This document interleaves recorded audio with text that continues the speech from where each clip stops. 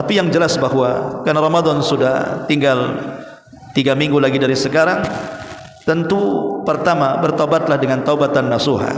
Yang kedua, persiapkan amal saleh. Yang ketiga, niatkan dengan niat yang baik di bulan Ramadan. Sudah direncanakan dari sekarang, saya harus menghatamkan sekian juz, saya harus berzikir atau membaca Quran sekian ayat. Pokoknya diagendakan. Saya ingin sedekah banyak, ingin zikir banyak, ingin taubat. Pokoknya ada niat amal baik untuk dilakukan di bulan Ramadan. Dan tentunya doa yang terakhir seperti doa di masyarakat yang ma'ruf, Allahumma barik fir Rajab wa Sya'ban wa balighna Ramadan. Ya Allah, berkahi Rajab kami, Sya'ban kami, dan sampaikan kami di bulan Ramadan.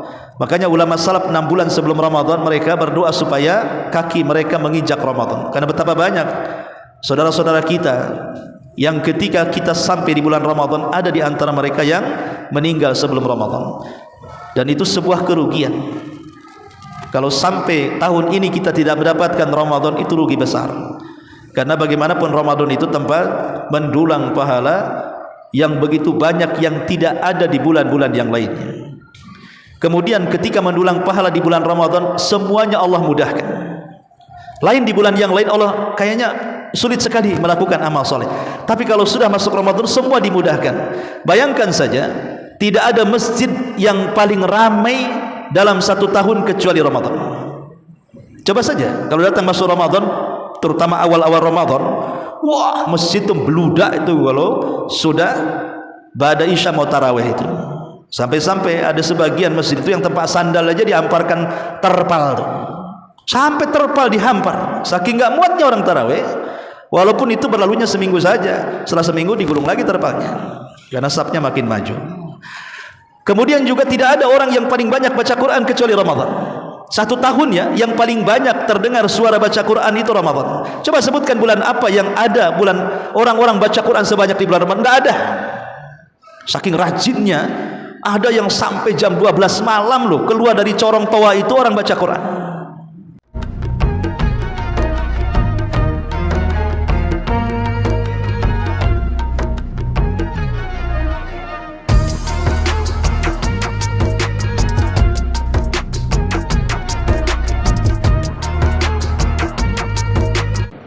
Alhamdulillah wassalatu wassalamu ala rasulillah wa ala alihi wa sahbihi wa mawalah wa la hawla wa la quwata illa billahi wa ba'du. Alhamdulillah di malam ini kita bisa duduk di Masjid Nida'ul Ilmi. Alhamdulillah sekarang sudah ada plafon 1 kotak. Mudah-mudahan ada lagi muhsinin yang mau menyumbang untuk meneruskan plafon, karena ini ada sekitar berapa kotak ini? 12 kotak ya. Mudah-mudahan Allah Subhanahu wa taala memudahkan tentunya untuk persiapan bulan Ramadan. Baik, sesuai dengan bulan yang sedang kita jalani, bulan Sya'ban, maka pembahasan di malam ini kita akan membahas tentang Sya'ban adalah bulan pembuka jalan kesuksesan di bulan Ramadan. Hadirin yang dimuliakan Allah Subhanahu wa taala, Sya'ban sendiri secara bahasa artinya terpencar. Apa yang dimaksud dengan terpencar dalam arti bahasa dari kalimat Sya'ban? Ada yang mengatakan bahwa masyarakat Arab di zaman dulu, maksudnya di masa jahiliyah, apabila datang di bulan Sya'ban ini, maka mereka berpencar beberapa kabilah ke penjuru daerah untuk mencari air. Dan terpencarnya mereka mencari sumber air dalam bahasa Arab disebut Sya'ban, karena mereka akan menghadapi Ramadan. Jadi mereka mempersiapkan sumber air, karena kita tahu bahwa di zaman itu air sangat sulit sekali. Jadi kalau datang bulan Sya'ban, mereka akan menampung air. Ini satu pendapat. Pendapat yang kedua, disebut Sya'ban karena orang Arab sudah menahan diri. Kebiasaan mereka itu orang-orang jahiliyah suka perang antar kabilah, dan mereka meyakini bahwa Rajab adalah bulan hurum, dilarang perang. Makanya ketika masuk bulan Rajab, mau sesengit apapun permusuhan mereka, mereka akan berhenti perang. Tapi setelah masuk bulan Sya'ban, maka mereka akan berpencar. Masing-masing kabilah akan menyerang kabilah yang lainnya. Lah berpencarnya masing-masing kabilah akan menyerang kabilah yang lainnya, dalam bahasa Arab disebut Sya'ban. Karena mereka sudah menahan diri, akhirnya setelah lepas daripada bulan Rajab, mereka berpencar. Kabilah-kabilah yang bermusuhan ini saling menyerang satu dengan yang lainnya. Makanya bulan ini disebut Sya'ban. Ini satu pendapat. Pendapat yang ketiga, dan boleh jadi ini pendapat yang cukup mendekati kebenaran. Maksudnya sebagian para ulama menyebutkan Sya'ban ini adalah waktu di mana banyaknya kebaikan-kebaikan yang harus kita amalkan. Jadi berpencarnya manusia untuk mencari kebaikan yang banyak. Dengan kata lain, kebaikan bercabang dan terbagi-bagi, tentu untuk persiapan menghadapi bulan Ramadan. Makanya kenapa Al-Hafidh Ibn Rajab Al-Hambali rahimahullahu ta'ala mengatakan, ketika bicara tentang puasa di bulan Sya'ban, apa kata Imam Ibn Rajab? Siyamuhu katamrini ala siyami Ramadan. Puasa di bulan Rajab itu sebenarnya untuk persiapan menghadapi puasa di bulan Ramadan. Li'alla yadkhula fi shaumi Ramadan ala masyaqqatin wa kulfah. Supaya ketika masuk di puasa Ramadan, seseorang yang berpuasa di bulan Ramadan tidak mengalami kesulitan dan keberatan, sehingga ringan saat berpuasa. Dari perkataan Al-Hafidh Ibn Rajab ini sesuai dengan makna Sya'ban, bahwa di bulan Sya'ban ini berpencar kebaikan-kebaikan, yang kebaikan-kebaikan itu sebenarnya untuk menyongsong bulan Ramadan. Makanya bulan ini dinamakan bulan Sya'ban, kal muqaddimati li Ramadan, seperti muqaddimah masuknya bulan Ramadan. Hadirin yang dimuliakan Allah Subhanahu wa taala, ada 3 poin kalau kita bicara tentang bulan Sya'ban ini. Poin pertama, bahwa bulan Sya'ban ini seluruh amalan-amalan anak-anak Adam itu diangkat ke langit dan diperlihatkan di hadapan Allah Subhanahu wa taala. Dan ini berdasarkan hadis Usama ibn Zaid radhiyallahu anhu. Ketika berjumpa dengan Nabi SAW, Usama mengatakan, ya Rasulullah, lam araka tasumu syahran minasyuhuri ma tasumu min Sya'ban. Kata Usama bin Zaid, ya Rasul, aku tidak pernah melihat anda berpuasa hampir full 1 bulan. Maksudnya puasa sunnah seperti anda berpuasa di bulan Sya'ban. Ada apa gerangan wahai Rasul? Maka Nabi SAW mengatakan, dzalika syahrun yaghfulun nasu anhu bainar Rajab wa Ramadan.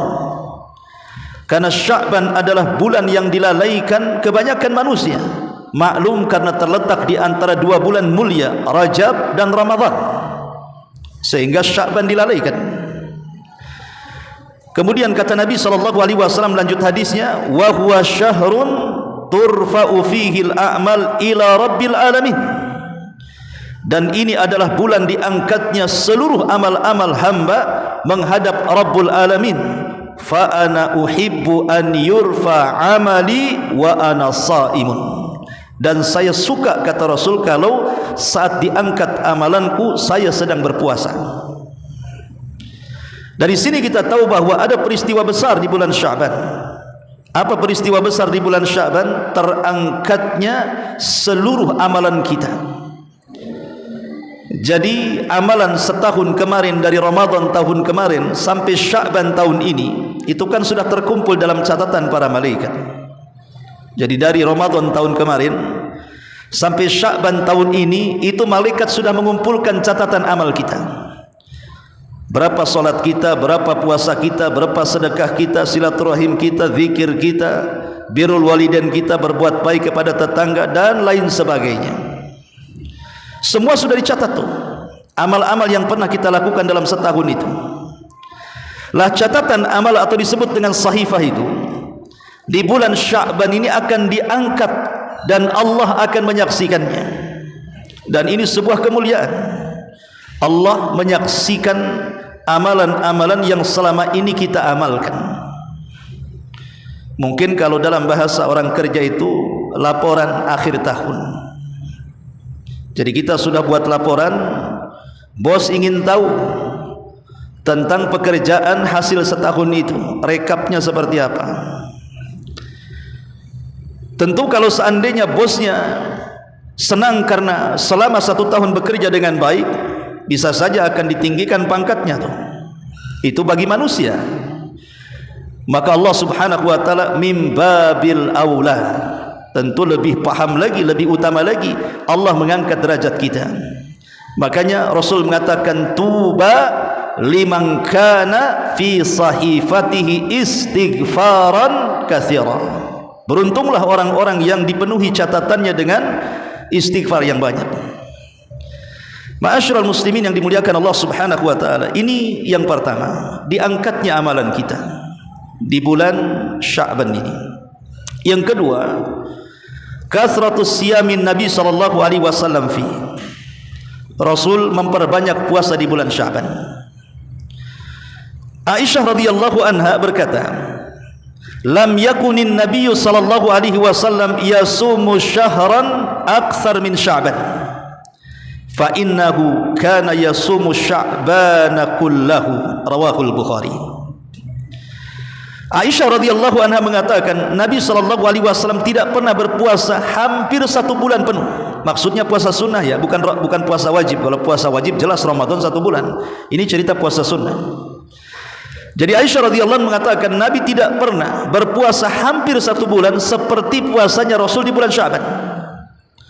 Ada catatan dari para ulama. Maksud Nabi berpuasa hampir 1 bulan ini, maksudnya tidak boleh menyamakan dengan puasa Ramadan. Kalau puasa Ramadan kan full 1 bulan, minimalnya tanggal 29 atau tanggal 30 berhentinya, mungkin diganjilkan atau digenapkan. Tapi bulan Sya'ban itu tidak boleh seperti Ramadan, minimalnya di tanggal 27 dia harus berhenti. Karena tanggal 28 dan 29 Sya'ban itu disebut hari yang diragukan. Nabi SAW mengatakan man sama fi yaumin yushakku fihi faqad asa Abul Qasim.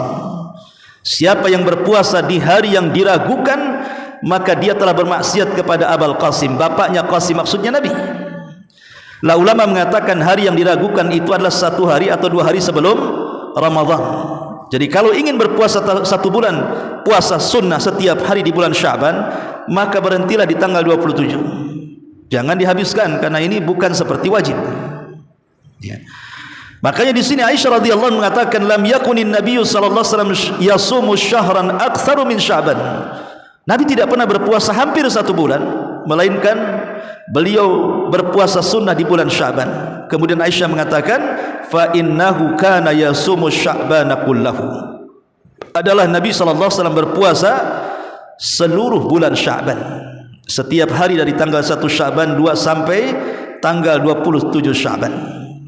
Artinya puasa di bulan Sya'ban itu sangat sunnah. Seperti dalam muqaddimah tadi perkataan Ibnu Rajab bahwa puasa di bulan Sya'ban itu seperti tamrin, ujian untuk menyongsong bulan Ramadan. Orang yang terbiasa berpuasa di bulan Sya'ban, dia tidak akan mengalami kesulitan puasa di bulan Ramadan. Ini yang kedua. Yang ketiga, ghufranudz dzunub. Bulan Sya'ban adalah bulan di mana kita akan meraih banyak ampunan dari Allah Subhanahu wa taala. Terutama di pertengahan bulan Sya'ban yang disebut dengan nisfu Sya'ban. Dan ini tercantum dalam sebuah hadis yang dikeluarkan oleh Imam Ibnu Majah, dan hadis ini dihasankan oleh Syekh Albani rahimahullahu taala. Nabi sallallahu alaihi wasallam mengatakan, innallaha ta'ala la yattali'u fi lailatin nisfi min Sya'ban. Kemudian kata Nabi sallallahu alaihi wasallam, fayaghfiru li jami'i khalqihi illa li musyrikin aw musakhin. Sesungguhnya Allah akan melihat di malam nisfu Sya'ban amalan-amalan hambanya. Kemudian Allah Subhanahu wa taala akan mengampuni seluruh dosa-dosa makhluknya, dosa-dosa hambanya, kecuali dua manusia. Dia tidak akan mendapatkan ampunan di bulan Sya'ban dan tidak akan pernah diangkat amalannya di bulan Sya'ban. Siapa dua orang ini? Kata Nabi sallallahu alaihi wasallam, illa li musyrikin aw musakhin. Pertama, orang musyrik. Orang musyrik tidak akan diampuni dosanya. Jangankan kita yang berbuat syirik, kalau seandainya Nabi berbuat syirik, Allah katakan, la in asyrakta la yahbatanna amaluka wa la takunanna minal khasirin. Hei Muhammad, kalau engkau melakukan kesyirikan, lebur hancur amalanmu. Percuma status nabimu, dan karena engkau akan termasuk orang-orang yang rugi. Kalau Nabi saja melakukan kesyirikan, hilang pangkat kenabiannya. Bagaimana pula kita? Orang yang melakukan kesyirikan itu tanpa ampun, Allah tidak akan mengampuni dosa-dosanya. Maka di bulan Sya'ban hindari kesyirikan. Jangan datang ke dukun, percaya tangkal, jimat, datang ke kuburan wali, meminta-minta dan yang semacamnya, percaya takhayul, klinik dan sebagainya. Kemudian yang kedua, au musakhin. Ulama mengatakan, apa arti musakhin? Musakhin adalah mukhasim li muslimin au muhajir lahu. Mukhasim artinya orang yang mendebat, melakukan permusuhan, melakukan perdebatan, perselisihan, kedengkian, hasad dan yang semacamnya kepada saudaranya yang muslim. Boleh jadi mungkin tidak akur antara anak dengan orang tua, antara orang dengan saudaranya, dengan tetangganya, ada permusuhan. Maka orang yang ada permusuhan dengan orang lain di bulan Sya'ban, maka tidak akan diangkat amalannya. Inilah tiga kekhususan di bulan Sya'ban. Pertama, bulan diangkat amalan. Yang kedua, bulan di mana kita disuruh memperbanyak puasa sunnah. Dan yang ketiga, bulan di mana di pertengahan nisfu Sya'ban ini Allah akan melihat hamba-hambanya, mengampuni hamba-hambanya, mengangkat amalan hamba-hambanya, dan mengecualikan orang-orang yang tidak akan diampuni dan diangkat. Pertama musyrik, dan yang kedua musakhin. Baik ma'asyiral muslimin yang dimuliakan Allah Subhanahu wa taala, Al-Hafidz Ibnu Rajab Al-Hambali ketika memberikan catatan kepada hadis Usamah ibn Zaid radhiyallahu anhu, ketika Nabi SAW mengatakan alasan kenapa dia banyak berpuasa di bulan Sya'ban, kata Nabi SAW, dzalika syahrun yaghfulu anhu nasu bainar Rajab wa Ramadan. Itulah bulan di mana manusia melalaikannya. Alasan melalaikan manusia di bulan Sya'ban itu karena terjepit di antara dua bulan mulia. Pertama Rajab, yang kedua Ramadan. Rajab adalah bulan mulia karena dia satu di antara 4 bulan hurum yang disebutkan dalam At-Taubah 36. Dan kita tahu di bulan Rajab orang sudah capek beramal saleh, mencari pahala. Mereka ingin istirahat di bulan Sya'ban karena setelahnya ada Ramadan. Ada yang lebih capek lagi untuk mendulang pahala di bulan Ramadan. Makanya sebagian manusia ada yang melalaikan Sya'ban. Kenapa? Karena setelahnya Ramadan dan sebelumnya Rajab mereka sudah lelah letih beribadah. Sya'ban mereka ingin istirahat. Karena toh 1 bulan lagi juga akan datang Ramadan. Sebab itulah Sya'ban dilalaikan. Dilalaikan manusia dari ibadah. karena sudah terjepit dengan 2 bulan mulia. Karena secara bulan Sya'ban itu tidak ada keutamaan. Lain dengan Rajab, lain dengan Muharram, lain dengan Dzulhijjah, lain dengan Dzulqa'dah, itu disebut Asyhurul Hurum. Ataupun Ramadan yang merupakan Syahrus Siyam, Sayyidus Syuhur, pemimpinnya bulan-bulan. Sya'ban ini tidak ada keutamaan secara bulan. Tapi karena terjepit di antara 2 bulan mulia dan setelahnya menyongsong bulan Ramadan, maka para ulama mengatakan Sya'ban menjadi istimewa karena kal muqaddimati li Ramadan, karena Sya'ban itu seolah-olah sebagai muqaddimah, pemanasan masuknya bulan Ramadan. Dalam dunia olahraga saja kan ada pemanasan, petinju saja sebelum tinju dia pemanasan dulu. Orang yang sepak bola, orang yang futsal, orang yang badminton kan pemanasan dulu tuh, supaya tidak kaget masuk gelanggang kan. Lah begitu juga Sya'ban, kalau Ramadan tidak memiliki pemanasan di bulan Sya'ban, maka semua akan kacau di bulan Ramadan. Orang yang berpuasa juga akan kacau, orang yang baca Quran akan kacau, orang yang salat malam juga akan kacau, dan begitu seterusnya.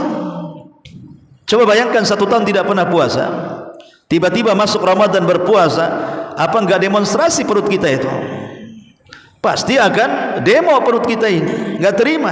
Akhirnya apa? Mah datang, penyakit lambung datang, kan tidak biasa lapar ya. Kemudian lemes datang, entah kenapa tiba-tiba pucat pula mukanya, masih meludah saja, lidah kering. Wah, sudah kayaknya sibuklah dia ngurus dirinya sendiri. Macam mana mau melakukan ibadah yang lain, puasanya aja nggak beres. Belum lagi malam tahajud, tarawih udah malam, udah lemes puasa suruh tahajud, imam pula 1 juz. Apa enggak terkapar tuh? Jadi kalau seperti ini, apa keinginan di bulan Ramadan? Apa mungkin tercapai mendapatkan pahala besar kalau sudah lemes badannya? Sementara dahulu di zaman Rasul, Ramadan itu merupakan syahrul jihad. Ramadan itu digunakan oleh para sahabat seperti bulan jihad. Bagaimana tidak jihad? Ramadan ini bisa mengalahkan 3 musuh sekaligus. Ramadan ini mengalahkan 3 musuh sekaligus. Musuh manusia itu ada 3. Pertama, musuh manusia adalah hawa nafsu. Musuh manusia adalah hawa nafsu. Di bulan Ramadan kita bisa menekan hawa nafsu. Bukankah sumber hawa nafsu itu ada di 5 tempat? Pertama, kasratul akli, banyak makan, itu termasuk mengikuti hawa nafsu. Kasratun naumi, banyak tidur. Kemudian kasratul jima, banyak melakukan hubungan suami istri. Kasratul mukhalatatin nas, banyaknya berhubungan dengan manusia, jalan sana jalan sini, ngobrol sana ngobrol sini ya. Kemudian kasratul kalam, banyak bicara. Orang yang berpuasa ini bisa menundukkan 5 syahwat ini. Kasratul akli wasyurbi, banyak makan minum. Orang puasa tidak mungkin makan minum, cukup dengan sahur saja, selesailah urusan syahwat makan minum tuh.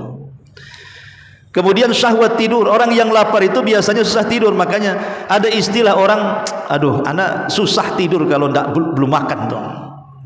Akhirnya mau gimana, mau diet kan itu ya, susah tidur sebelum makan. Makannya pula banyak, 2 piring baru tidur ya. Kemudian yang ketiga, kasratul jima. Di bulan Ramadan tidak boleh jima suami istri, kafarohnya besar ya. Kemudian kasratul mukhalatah, banyaknya bercampur dengan kawan-kawan, jumpa di warung sana, jumpa di warung sini. Mana ada orang kalau lagi puasa, apalagi siang-siang panas terik matahari, mau jalan, mana mau orang yang berpuasa? Mau dia, maunya ya cari tempat yang ber-AC, yang dingin, malas dia keluar-keluar itu. Dan kasratul kalam, banyaknya bicara. Puasa tidak banyak bicara. Kalau orang terus dari pagi siang sore bicara, itu tidak puasa itu. Karena biasa orang puasa itu terbatas kata-katanya, mudah haus ya. Artinya musuh syahwat itu bisa ditekan dengan puasa. Ini yang pertama. Yang kedua, musuh kita yang kedua siapa? Syaitan. Inna syaitana lakum aduwwum mubin. Sesungguhnya syaitan bagi kalian itu musuh yang nyata. Ramadan ini kesempatan mengalahkan setan. Kenapa? Karena Rasul yang mengatakan, idza ja'akum Ramadan futihat abwabul jannah, wa fi riwayah futihat abwabus sama, wa ghuliqat abwabun niran, wa sufidatis syayatin. Apabila datang bulan Ramadan, dibuka pintu sorga, dalam riwayat dibuka pintu langit, ditutup pintu neraka, dan setan-setan terikat. Setan diikat oleh Allah di bulan Ramadan. Logikanya ikhwan, kalau kita mau bertarung dengan dua lawan, ini ada dua musuh kita ini, nantang mau kelahi dengan kita. Satu musuh tidak diikat, satu musuh diikat. Musuh yang nantang kita itu diikat di tiang, yang satunya tidak diikat. Kira-kira kalau kita mau kelahi, mudah ngelawan yang diikat atau yang lepas tuh? Yang diikat lah, tinggal dipentungin saja, dia diikat. Nggak bisa apa-apa orang diikat itu, tinggal pukuli saja lah. Tapi kalau dia lepas, bisa ngelawan kita tuh. Lah itu logikanya gitu ya. Setan itu kalau diikat kan lebih mudah, tapi kalau dia diliarkan itu yang lebih sulit. Apalagi di bulan Ramadan, lah syahrul Quran, bulannya Quran, dan setan paling tidak suka dengan orang yang baca Quran.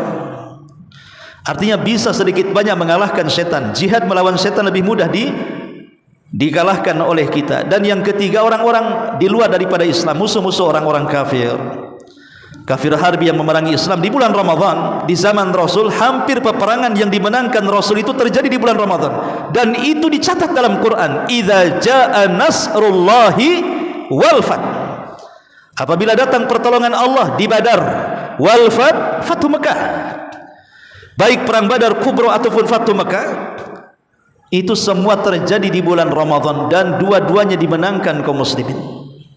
Termasuk pembebasan Baitul Maqdis di tangan Umar bin Khattab, di tangan pendekar Abu Ubaidah bin Jarrah dan Khalid bin Walid ketika perang Qadisiyah, menang di bulan Ramadan.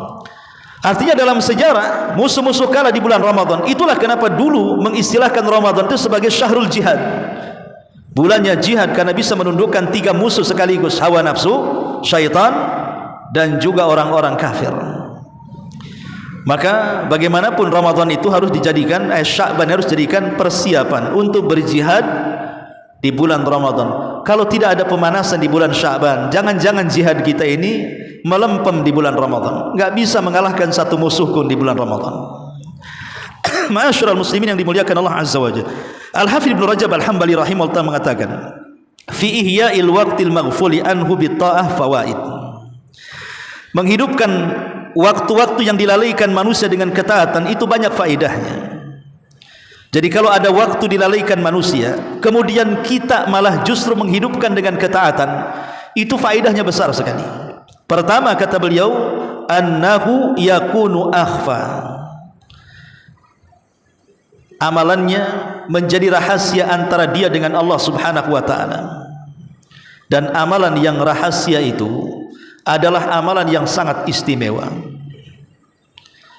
Jadi amalan yang rahasia itu amalan yang sangat istimewa antara kita dengan Allah Subhanahu wa ta'ala. Karena amalan yang rahasia itu umumnya ikhlas, dan amalan terang-terangan itu mengakibatkan dan mengundang riya. Contoh saja umpamanya jam 7 pagi sampai zuhur, kemana manusia pergi?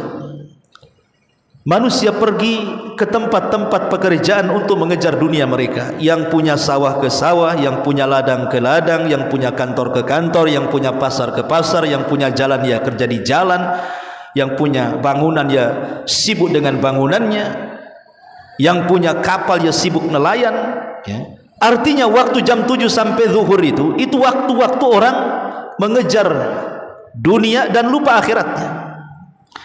Tiba-tiba kemudian kita datang ke masjid jam-jam duha, nggak ada orang, karena orang sibuk bekerja, nggak akan dilihat orang.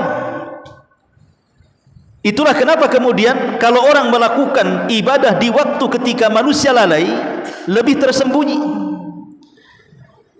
Dan lebih tersembunyinya itu bagian daripada keikhlasan kepada Allah Subhanahu wa ta'ala.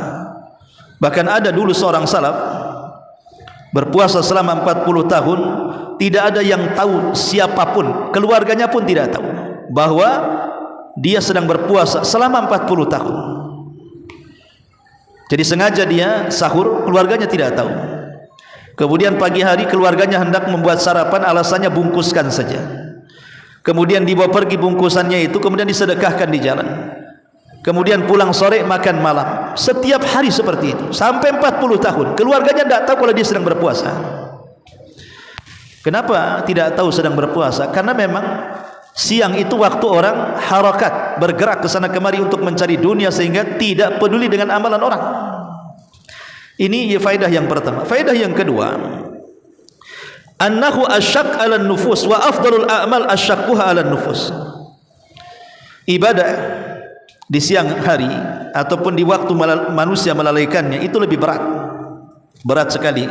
Logikanya begini ya, kalau puasa Ramadan itu kan semua orang puasa, nggak ada keberatan bagi kita. Kenapa semua orang puasa? Yang jualan aja puasa, yang nggak jualan puasa, warung pun pada tutup. Walaupun ada yang buka ya tetap ditutup sebelah gitu ya, ditutup separuh dari pusar ke atas, walaupun ke bawah banyak kaki. Intinya bahwa semua orang berpuasa sehingga tidak, kita pun mau buka, mau makan di siang hari pun malu. Intinya kalau ibadah yang dilakukan secara rame-rame dan jamaah itu lebih ringan. Tapi kalau coba orang yang qada Ramadan, kenapa banyak orang yang mengakhirkan qada Ramadan? Coba tidak langsung habis Ramadan mengqada, coba karena dia puasa sendirian. Masalahnya lagi puasa depan rumah, tangtong bakso, tangtong lagi es cendol, apalagi macam-macam bolak-balik. Apalagi orang di perumahan itu kan lewat mesti ada orang yang jualan, belum lagi keluarga yang makan, yang masak, asapnya kecil. Berat ibadah sendiri itu. Tetapi ibadah sendiri itu di tengah-tengah manusia tidak sedang beribadah, kata Al-Hafidz Ibnu Rajab, afdalul a'mal asyaqquha. Seafdal amal itu adalah saat kita merasa berat melakukannya karena kita ibadah sendirian, tidak sedang rame-rame dengan orang. Lah Sya'ban itu seperti itu. Kalau kita beribadah memang berat karena manusia lalai masalahnya.